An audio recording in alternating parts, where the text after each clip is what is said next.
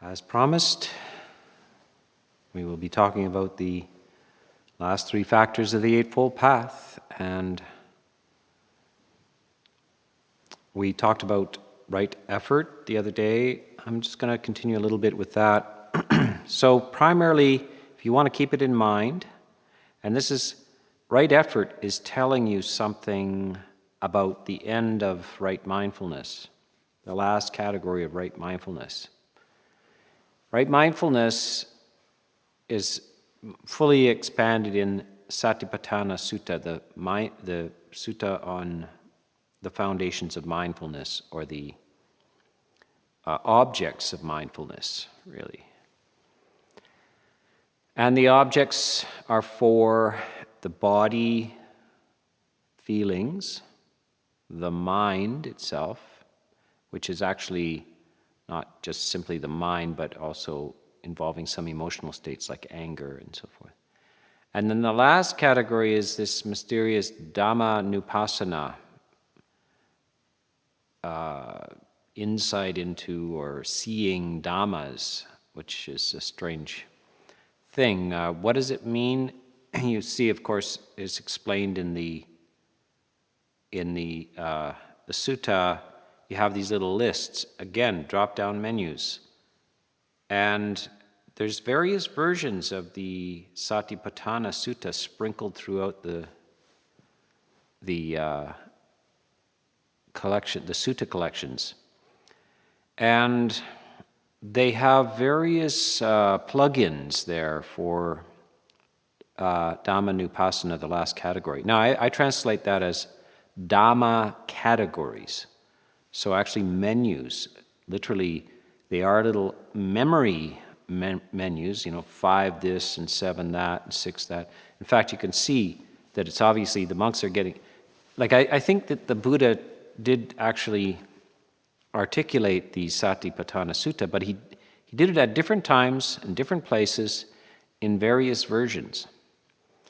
And the central disciples had heard this stuff articulated, and they put it together, right? Because in one collection it's called the Maha Satipatthana Sutta, which means the great Satipatthana Sutta, the largest one. And then there's other ones, there's Satipatthana Sutta. And then there's little sections of just on the body, or on the feelings, or so little sections of it. So it was obviously a common topic, and it was spoken here and there. And when you see that there are various versions of it, the scholarly types see a rich opportunity for a doctoral thesis in there, but really simple, same stuff, different places, different times. And then the monks get a hold of it. And they have to retain it. They have to compile it, actually. So if you're going to go off alone with a few suttas, you might decide that you want the most extensive version of the Satipatthana, the Maha Satipatthana Sutta. You want the most extensive version, so you have lots of material to work with. But there's shorter versions. And I really think that the monks inserted things, not that they don't belong there, but they were said at different times in different places. So, this last category. You will see this last category is starting with the 5 hindrances. Then sometimes the 5 khandhas as well, and then 6 sense bases and 6 sense consciousness, etc. And then guess what's next? 7 factors of enlightenment, and then what would be next? 8-fold path. So I think they got carried away with their memorization devices. It's like a little suspicious. 5 of this, 6 of that, 7 of that. What a remarkable coincidence that they just all kind of happen to go in that numerical sequence. The version that I like, and the simplest version, is just the 5 hindrances and the 7 factors of awakening. Really, it's a bit redundant to put the Eightfold Path into the 7th factor of the Eightfold Path. The Eightfold Path is an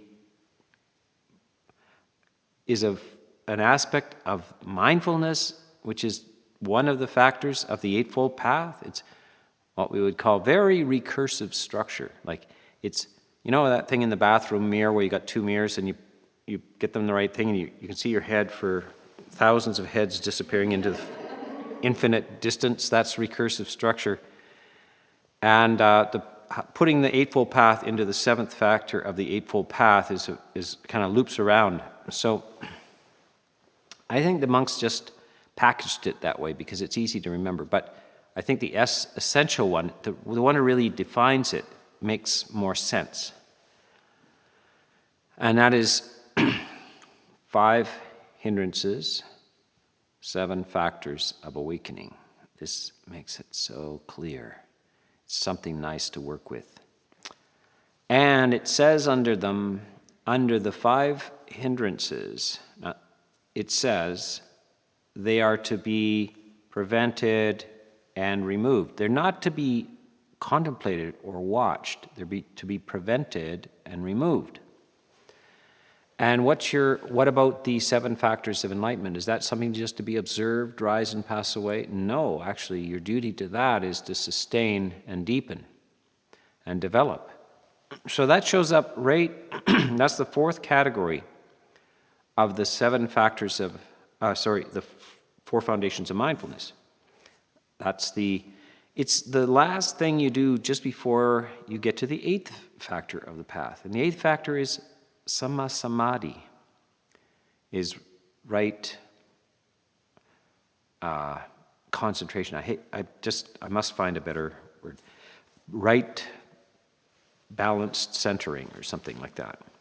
Samadhi. In some sort of systems kind of skipped out or given downplayed, and a lot of emphasis put on watching the rise and fall of things, including the 5 hindrances, including any kind of factors of awakening, even including sort of concentration factors that come up, kind of more interested in the impermanent nature of it and the rising and pass away. But that's really not at all the instructions in the Mindfulness Sutta. It's not to watch rise and pass away at all. It's quite an active thing with a very clear point to it. And that is that some things need to be prevented and removed, and other things need to be sustained and developed. And that's not watching rise and pass away. So that is a kind of a reiteration of what was told to you in right effort. So right effort tells you what's coming up. That it doesn't tell you what to do. It says that mindfulness is the process by which you carry out these right effort instructions. But here's the instructions. First 2 are prevention and removal of what? 5 hindrances. Second 2, the positive ones, what are they? They're to maintain, deepen, and bring into existence the 7 factors of awakening, the positive things. So it tells you that under right effort. That's all that right effort is. It just tells you 5 hindrances have to go, 7 factors have to stay. Next category over. After each of the 4 foundations of mindfulness, it's more or less repeated. The covetousness and grief for the world must go. That is the summary of the 5 hindrances must go. Watching the body. So meditating, mindfully contemplating the body. So the first category is the body. And it's the body in 4, 5, 6 different perspectives on the body. The perspective could be the 32 parts of the body, just seeing how your perception of a body and your body, so both internally and externally, how your perception changes when you take it apart. As with anything, like even a car, when you lift the hood and there's all this stuff in there, whirling belts and things, it changes your sort of perception of what a car is. So we're actually doing a little project out in the outbuilding there, and suddenly it's changing. And you start to see all of the inside guts of a building. You see the insulation and the studs and all this kind of stuff. It's a very different idea of a building. So you take your body apart. That's one way to change your perceptions. Why do that? Just to the extent necessary for overcoming the 5 hindrances. That's why you take it apart. To overcome your perceptions which attach to your body and the bodies of others. So there's various types of things. One is aversion. You're not like the way your nose is shaped or something like, there's all kinds of strange stuff around your body. And then the bodies of others. So you like that one, you like that one. Or you don't like that one. So aversion and attraction. And you're trying to overcome the structure of this, the psychic irritants which result from all of this wrong preoccupation with the body. So you're trying to overcome that. There's other ways. You can contemplate the stages of decomposition of a corpse, or you can just contemplate the body as 4 elements. It's just water and air and heat and earth. Earth in the form of stuff that grows out of the vegetables, and then you eat the vegetables, so you're a vegetable. So, so you're changing your view of you're trying to deconstruct the sense of what the body is. Why? Just to the extent necessary for overcoming covetousness and grief for the world, that is the 5 hindrances. Move on to the feelings, painful, pleasant, neutral. Why are you contemplating that?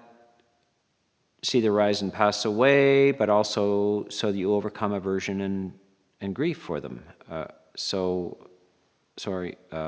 Covetousness and grief.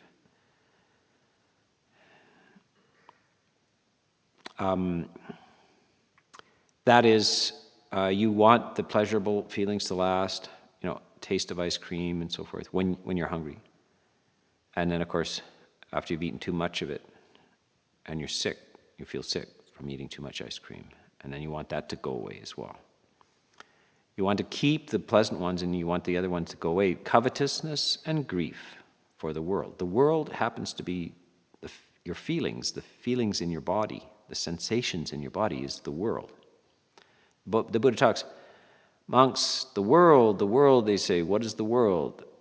The world is found within this body, 1 fathom in length. This body contains the world.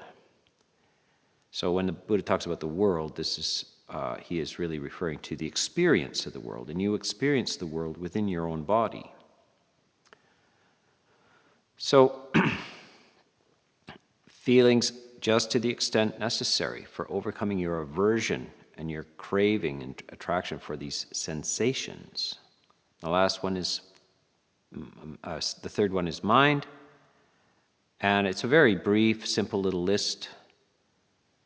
You should know if you are angry or not, greedy or not, deluded or not, that your mind is expanded or contracted, exalted or unexalted, surpassable or unsurpassable. Surpassable meaning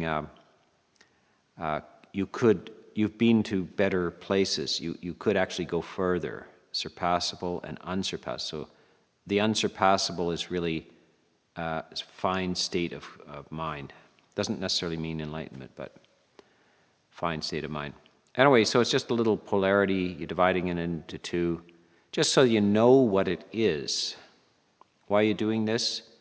In order to overcome the hindrances. And so when you're recognizing anger or not anger, this is helping you, but first of all, informing you what is going on. If you can't recognize the hindrances in you, how are you going to get rid of them? If you can't recognize positive mental states, the opposite of anger, non-anger, how are you going to maintain it? And now you flip the page, the last page of it, and some people they spend a lot of time on this one as kind of the watching exercise. So you're angry and you know it. And that's called being mindful. And you're not angry and you know it, and that's called being mindful. But that's not the instruction. You're angry and you are to do something about it. Your awareness of anger is to lead to the cessation of it. And then you flip the page and it gives you a menu of what your attitude towards these five hindrances are. In the previous page, the Chitta Nupassana, the mindfulness of the mind, you have a list there. You have anger or not, greed or not, ignorance or not, expansiveness or not, agitation or not, so forth. They are just individual units. The next page over, it compiles them into this menu called the five hindrances. And that covers the negative things that you were just informed about. So all it is you're just supposed to be aware of it first, but it doesn't stop there. That doesn't stand on its own. That thing is not removable from the context, which you have been strongly enjoined to do in the previous factor, the right effort. It has told you what to do with these hindrances and what to do with the positive ones. It told you what it expected you to do. So any description of these things that comes up under right mindfulness, you've already been told in a separate factor, like the opening chapter of the book already told you what the whole function and purpose of this exercise is, which you are going to engage with mindfulness. So this is how these two things work together. And remember I was saying why is it right effort, right mindfulness, and right concentration? Because it's part of a large package, and if you cannot extract it from the package, every single factor of the path refers back to other factors. And if you're isolating them and contemplating on their own, it's kind of like a part of a car that you've got, and you're using it as a paperweight or something like that. You can't understand what this thing is until you see where it fits in a car. And it has a function inside all those whirling parts. If you remove it from that, it just is absolutely meaningless. It's a nice piece of art, but it doesn't function where it's supposed to. It's not right machinery anymore. It's just machinery, but it's not right machinery. It's only right machinery when it's in the motor functioning. So all of this, when you look at the Eightfold Path, you have to make sure that these parts are relating to each other, and you're getting injunctions again and again and again, this about how to arrange these parts, and don't extract them. The ultimate goal, of course, is to see into the three characteristics, anicca, dukkha, anatta, and anicca is a favorite because it's quite approachable. Anicca meaning impermanent. But just saying something is impermanent, like anger, is not the point. Anger is indeed impermanent. But the very fact that you're angry means that you don't know it's impermanent. You don't get impermanence. The function of impermanence is if you get the reality that things are impermanent, you wouldn't be mad. You're mad because you have seen permanence in what is impermanent. That's why you're angry. You have your favorite cup. your favorite potter made your favorite cup just for you. And you set it down, and then you just stand up, and bing, it goes over, and gone. And you're angry and hurt. You don't know which one is the worst, the sorrow or the anger, or the covetousness, I like that cup, I want that cup, I want it back. Why did it break? Obviously, you did not know that cup was impermanent, because you're shocked when it reveals its impermanent nature. You're actually angry and sad about that, because why? You didn't know that cups are impermanent? So you're not aware that your anger is impermanent if you're not aware that your cup is impermanent. The idea of this impermanence is to get you free from this reaction to the change around you. Things are changing around you, sometimes in a negative direction, sometimes in a positive direction, etc. The full awareness of this is that you take the surprise out of this. How can you be surprised if you understand that nothing is permanent? Anger comes up because you do not know this really at a deep level. You do not understand, you're not in touch with the reality of the inevitable change of things. Not only is it inevitable, but it's unpredictable. So, you just didn't expect the cup to break today, as if it was supposed to, have a certain day when it's supposed to break, or, it surprised you. Why did it surprise you? Because the other aspect of which Ajahn Chah used to talk about is when he would talk about anicca, he would also use this kind of term, maine, which means uncertain. The problem with impermanence is also that it's very unpredictable. It jumps out of you in the night, it just surprise you anytime. You lose something. Well, you lose your keys. Now, why do you lose your keys now? You got to go to work. It's a bad time for this to happen. It's just uncertain and surprising and problematic, because there's a sense that things they should last. And of course, that's the source of the hindrances, misinformation. So by just being aware of your anger, you're not really aware of your anger. Your anger is ignorance itself. It is lack of understanding of the truth of the way things are. And so you can't be outside of that and in it at the same time. You can't be detached from your anger, which is fundamentally based in your lack of perception of impermanence. So this is often muddled up and so forth. It's really good to go over this. It makes sense. It's straightforward. It's sensible. It may conflict with a lot of sort of psychological stuff and a lot of advice to, that you can't expect to not to be angry. It's kind of got to be friendly with your anger and this and that. You can't be friendly with your anger. You're angry. You're not friendly. You got a choice.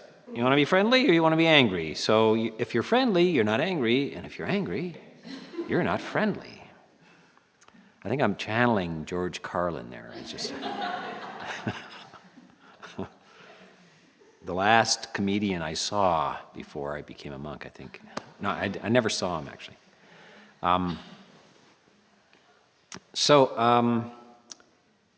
You see this relationship between right effort, and it's something that one should contemplate a lot, the simple instructions here. The Buddha is sitting down with people, and the Dhamma talks that are recorded are 20 minutes long. They're not long. People don't have time. Sometimes they don't even have time to, they just come and visit and say a few words, and then they got to, well, we have much to, we're householders, we have much to do. Oh Lord, we'll see you later. And they go off, and he turns to Ananda and says, it's too bad they didn't stay for 5 minutes, because 3 of them would have gotten enlightened. Busy. So just 5 minutes, 10 minutes, These talks that he's having with people are 15, 20 minutes long at most. And they're walking away enlightened. Now, there's a kind of a mythological development through time where somehow when you read the suttas, those people are different than they are now. They're different. And they're miraculously available to get enlightened, and that was a different time. I think, and as well, the Dhamma itself has become complicated by a lot of commentaries and elaborate unraveling and explaining, and you get this massive stuff that a householder doesn't want. It's a bookshelf worth of stuff. You just want it. I don't have time for that. It's true, but these rice farmers and so didn't have time for it either. It took 15, 20 minutes to tell them the essence, enough of the essence to get liberated. And liberation is really not necessarily, you find this in Asia, where the idea of enlightenment is that you can fly through the air or read minds or something like that. It had nothing to do with that. It's much more important than any of those things. I mean, we all fly through the air all the time, don't we? And it's not so great. In fact, I don't like it. I mean, in a plane, right? So we also walk on water here in Canada, lots. In the winter, we walk on water. It's not so fun, It's overrated. We walk on water with knives on our feet. Actually, I when I was in West Virginia 30 years ago, that's where I was ordained, and at the Bhavana Society, there was Bhante Gunaratana had a few Sri Lankan monks there, and one of them had arrived recently in North America, and we asked him if he wanted to go and see anything about. He'd never been out of Sri Lanka before. And, is there anything you want to see? Anything? I want to see where these people, they tie knives to their feet and they run around. And the knives to their feet, they run around. It's like, what is that? And finally, we figured out skating, right? Skating. It looks like he'd seen it somewhere on a television where they seem to have knives on their feet, and they skitter over this stuff called ice, which is rarely seen in Sri Lanka, except as little cubes like that. Anyway, these extraordinary experiences of flying and all that kind of stuff is just overrated. We don't care. There's nothing more important. Nothing is more divine, beautiful, ultimately important than the absence of suffering and the presence of well-being. Nothing, none of the other stuff is just trinkets. There's only one thing that matters, is the human heart relieved of its distress. And when it is, and the 7 factors of awakening tend to rise naturally if the harassments have been taken away. It's just a natural state of the mind for joy to arise when it's not being harassed. If joy doesn't arise, then we can encourage it. It's not something you have to just wait to appear. You can attempt to induce it, you suggest it to yourself, you talk yourself into it, you fake the facial expression, and then sometimes the emotion follows, and whatever. But the primary source of the arising of this lightness of heart, joy and ease and so forth, is the alleviation of the being lost in these painful, unwholesome and unskillful structures called the hindrances. That's what liberation is. So these rice farmers they're listening to this, and he's telling in a very straightforward, here's what's got to go, and here's what will remain, what will arise if you let this stuff go. The 5 hindrances, if you let that stuff go, then this is going to arise, this very beautiful thing. How are you going to do that? Oh, you've got to pay attention. And you've got to make a practice of this. You've got to cultivate this. You've got to be on top of your game all day long. You've got to keep an eye on this. You've got to watch it, It gives a few exercises. You could watch your body. You could, change your idea about your body, and because a lot of distress comes around this body thing, and then feelings and so forth, Somebody has painful feeling. Well, they feel sad. Because they got a pain in their body. They're very sad. They're afraid and so forth. Is that not necessary? It's just simple stuff like that. These two things aren't identical. There's a pain, and then there's sad and afraid, but they're not the same. The sad and the afraid is not necessary. That's a hindrance. The pain, we have a body, so you're going to have pain, but how you deal with that is optional. So these are pretty straightforward, simple things, but it can get awfully complicated, get awfully carried away into this kind of sort of non-judgmental awareness, which is never non-judgmental awareness. They use these terms, but it's not, they're really not, there's a flaw in the logic behind this non-judgmental awareness, especially when you're referring to your own condition of hindrances. You're not non-judgmental, and you're not all that aware. Because if you were, you wouldn't have these hindrances playing. So this is a fairly simple thing. If you do this and that, it will lead to an inexplicable and unworldly joy. That's called Samadhi. And that's how it starts. An inexplicable and unworldly joy. It's not because it's a nice day. It's not because you're having your favorite thing for supper or something like that, or somebody said you were pretty, or it's not because of any of those reasons. You just feel inexplicably lighthearted and without these things, fear and anxiety and so forth. So he's steering you towards this much more stable, lasting, and refined type of well-being and happiness. And that's all he's explaining.